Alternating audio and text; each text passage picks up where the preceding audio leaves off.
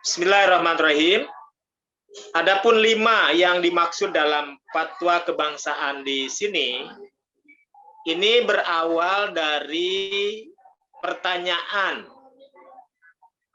dari daerah, terutama yang menyangkut prosedur ya, yang sudah baku menjadi ketetapan kelembagaan, di mana sekolah-sekolah nasional memberlakukan seperti halnya apel mingguan, atau upacara bendera, dan lain sebagainya. Nah, tentu ada hal-hal yang cukup menarik di situ, minimalnya ada 2 persoalan. Yang pertama, hukum menghormati bendera kebangsaan, atau hukum menghormati bendera. Ya. Yang kedua, terkait dengan lagu kebangsaan. Nah, 2 hal ini yang sering dipertanyakan oleh lembaga-lembaga pendidikan di lingkungan Dewan Dakwah ini bagaimana? Sebaiknya ikut ataupun tidak? Kan itu pertanyaan yang banyak muncul. Maka dalam fatwa kebangsaan ini dicoba untuk dijawab ya. Dicoba untuk dijawab, karenanya mungkin ini bisa melihat langsung pada putusan-putusan yang memang sudah dirumuskan ya. Contohnya dalam hal fatwa lagu ya, dan nyanyian lagu kebangsaan dengan ketentuan sebagai berikut. Ya, walaupun tentu dalam memaknainya Majelis Fatwa Dewan Dakwah lebih kepada memposisikan sebagai urfi. Nah, tadi ya. Tidak bicara langsung seperti apa Qur'annya, sunnahnya, tapi memang itulah yang berlaku di negeri ini. Maka sesuatu yang berlaku itulah menjadi hukum selama substansinya tidak keluar, gitu ya. Maka di sini memegang hukum urfi. Kaedah yang umum adalah al-adatu muhakkamatun.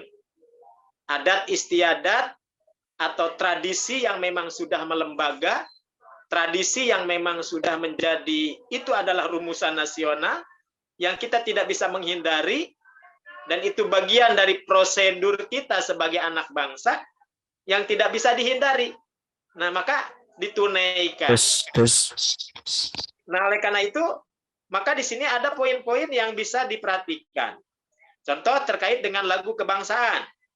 Lagu dan nyanyian adalah bagian dari karya seni yang bersifat netral, yang dibolehkan oleh ahlul ilmi, dilakukan pada peristiwa tertentu seperti event hari raya, medan peperangan, resepsi pernikahan, pulang merantau, hari kemerdekaan, dan acara perkumpulan lainnya. Nah, ini didukung oleh dalil-dalil ya. Kedua, kenetralan hukum lagu dan nyanyian dapat berubah bergantung kontennya, lirik, efek, dan dampak positif negatifnya. Di sisi lain, lagu dan nyanyian dapat menjadi alat propaganda, kritik sosial, kritik politik, kritik budaya, sebagai terapi hiburan, relaksasi, motivasi, simbol lagu kebangsaan, dan lain-lain. 3, hukum haram lagu dan nyanyian tidak terletak pada benda atau alatnya, melainkan karena sifat dan efek negatif yang ditimbulkannya. 4, menyanyikan lagu kebangsaan Indonesia Raya hukumnya boleh sebagai bagian dari uruf dan umumul balwa. Artinya, sesuatu yang sudah menjadi kelaziman di belahan dunia, termasuk di negeri-negeri muslim. Kelima, sudah ya, kelima, demikian fatwa ini diterbitkan untuk menjadi pedoman. Nah, ini terkait dengan lagu kebangsaan. Demikian pula terkait dengan hormat bendera kebangsaan. Nah, di sini disebutkan menghormat bendera bagian dari urfi. Tuh, jadi urfi yang dipegang. Jadi bukan ayat, hadis, ya, ijma ulama, kias, tapi lebih kepada urfi. Adat istiadat dan umul balwa, tradisi umum yang sulit dihindari, tidak termasuk ranah akidah dan ibadah, bagian dari hasil musyawarah dan kontrak sosial, wujud identitas suatu negara yang berdaulat dan simbol pergaulan internasional. 2. Menghormati bendera kebangsaan dalam suatu upacara atau acara tertentu dibolehkan secara syara, urfi, dan konuni. Nah tadi ya, yang sudah dijelaskan bagaimana negara terlibat di dalam urusan-urusan yang menyangkut umat, maka disebut konun, sepanjang tidak dimaksudkan sebagai pengkultusan dan pengagungan berlebihan. 3. Demikian hasil telaah fatwa hormat bendera ini diterbitkan untuk menjadi pegangan bersama dalam kehidupan berbangsa dan bernegara. Adapun terkait dengan perdebatan khilafah dan NKRI, anak-anak ideologis Pak Natsir dulu memaknai bahwa makna khilafah, mereka mengatakan at-taqyifu biiqamati syariah. At-taqyifu biiqamati syariah. Kalau kita merujuk kepada pandangan ulama-ulama muktabar kita, contohnya Al-Mawardi dalam kitabnya Al-Ahkam As-Sultaniyah, atau ulama-ulama yang lain yang sepaham dan semisal Al-Mawardi, baik dari kalangan Syafi'iyah seperti Mawardi sendiri ataupun dari kalangan Hanabilah, atau Ibnu Taimiyah dalam As-Siyasah Asy-Syar'iyyah, atau Imam Ibnu Qayyim Al-Jauziyah dalam kitabnya Al-Hikmah fi Siyasah Asy-Syar'iyyah, Al-Qurtubi dan lain sebagainya, hampir sama. Apa inti dari kepemimpinan? Apa inti dari khilafah? Itu artinya bagaimana syariah bisa tegak. Nah, bagaimana syariah bisa tegak. Adapun bentuknya bisa kerajaan seperti Saudi Arabia, seperti kerajaan Malaysia, seperti Brunei Darussalam, bisa republik seperti Indonesia, ya. Nah, ini yang menjadi persoalan adalah apa yang harus dilakukannya, bukan tertuju kepada apa namanya, begitu. Nah, walaupun tadi Pak Adian menyinggung terkait dengan 5 tahapan kekuasaan yang pernah ada, dan itu menjadi isyarat yang sampai hari ini masih terus diperdebatkan, ya, antara fase nubuah, fase di mana pemimpin langsung dipimpin oleh Nabi. Yang kedua, fase khilafah ala minhaji nubuwah.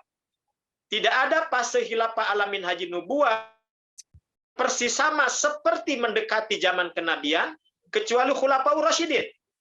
Nah, ini juga dipegang oleh majelis fatwa bahwa hadis yang dikatakan oleh para ulama dan dinyatakan hasan hadis ini oleh sebagian ulama ahlul hadis, al-khilafatu salasuna aman, summa ya'ti ba'daha al-muluk.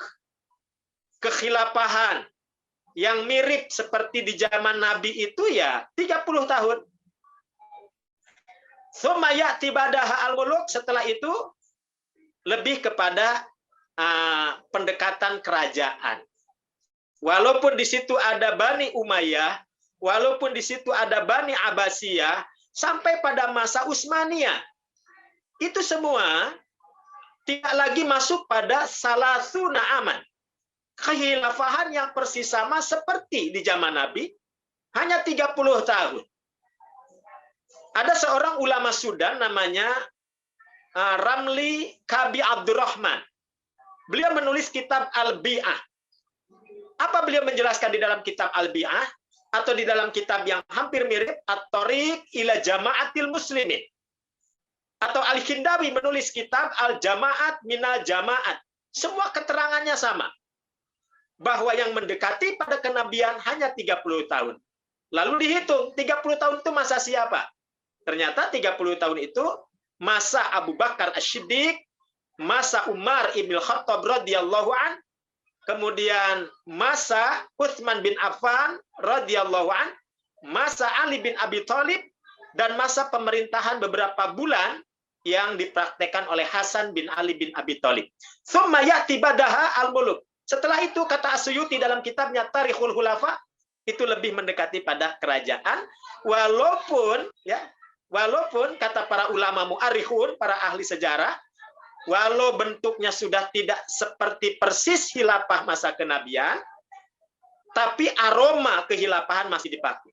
Paling tidak narasi-narasi, diksi, mustalahat, istilah dalam kekuasaan Islam itu masih dipakai. Makanya kenapa para ahli sejarah tetap aja menyebut Khilafah Bani Umayyah, Khilafah Bani Abbasiyah, Khilafah Utsmaniyah.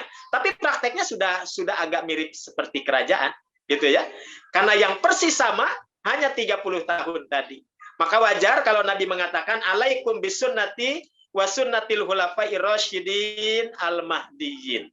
Nah, oleh karena itu Pak Dir dalam catatan kader-kader ideologisnya yang pernah dekat betul dengan Bapak, selalu mengatakan bahwa inti daripada kehilafahan itu apa? Yakni at-taqyid bi iqamati syariah. Bagaimana syariah itu bisa tegak. Caranya seperti apa? Anda hidup dalam negara kerajaan, maka Anda berjuang dalam kerajaan itu. Anda hidup dalam negara republik, maka Anda berjuang dalam republik itu. Ataupun dimanapun Anda berada, dimanapun Anda berada, yang penting bagaimana syariah bisa tegak, walaupun engkau hidup di tengah-tengah negara yang tidak menggunakan atau tidak menerapkan hukum syariat, tapi secara kendaraan ada yang masih bisa ditempuh untuk menjalankan roda syariat, maka jalankanlah. Nah, ini lebih kepada cara barangkali ya, walaupun sempat terjadi perdebatan. Jadi mana yang lebih dahulu?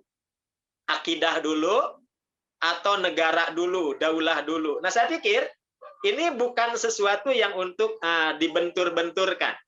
Nah, barangkali apa yang disarankan oleh Pak Adian tadi, ini menjadi satu hal yang menjadi catatan kita bersama.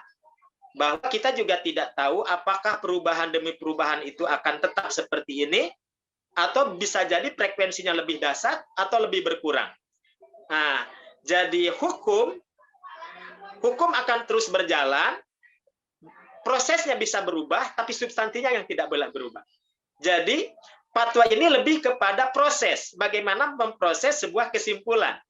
Adapun substansinya, itu harus tetap, begitu ya, lebih kepada bagaimana syariah itu bisa ditegakkan. Nah, tentu saja, sesuatu yang ideal apabila ditegakkan melalui muayyidat yang lebih kokoh gitu ya, dengan terlibatnya ulil amri masuk dalam kerangka al-amru bil ma'ruf wa nahyu 'anil munkar, maka tentu saja hasilnya akan jauh lebih hebat, ya, lebih dahsyat. Kemudian tadi bendera ya, bendera kebangsaan, dan yang terakhir merumuskan tentang konsep binaan difaan yang dimunculkan oleh Pak Natsir. Nah, ini bisa dilihat dalam buku kami, tulisan saya, tulisan Ustaz Samsul, terkait dengan 3 pilar, ya, 3 pilar dakwah yang pernah dibagikan di Jogja. Ini juga bagus untuk dibedah. Untuk lebih khususnya bisa melihat pada tulisan saya tentang silabus dakwah kampus, ya. Nah, ini silabus dakwah kampus. Mana-mana yang prioritas yang harus penting kita ajarkan kepada anak-anak didik kita. Seperti yang disampaikan Ketua Umum bahwa fatwa kebangsaan kita ini belum final, ya, belum final, masih ada diskusi-diskusi. Makanya waktu di Sumatera Barat hampir ditarik kembali itu, karena dianggap belum settle, gitu. Tapi karena sudah dibagikan dan sudah sampai kepada masing-masing daerah sebagai mukodimah, ya, mukodimah. Halo begitu. Karena kan gini, prinsip penulisan itu dalam pandangan para penulis tidak ada buku yang ditulis secara sempurna, ya. Jadi tidak ada buku yang ditulis secara sempurna. Jadi buku yang ditulis secara sempurna itulah buku yang belum ditulis, begitu. Jadi soal kesempurnaan ini bisa sambil berjalan. Tapi ini sudah bagus, ya. Ini sudah bagus. Bahkan banyak lagi mutiara-mutiara yang masih terpendam, yang perlu kita rilis, perlu kita ikhtisor, perlu kita jelaskan, kita detilkan, kita sarah kembali, dan kita sosialisasikan. Saya pikir demikian. Terima kasih.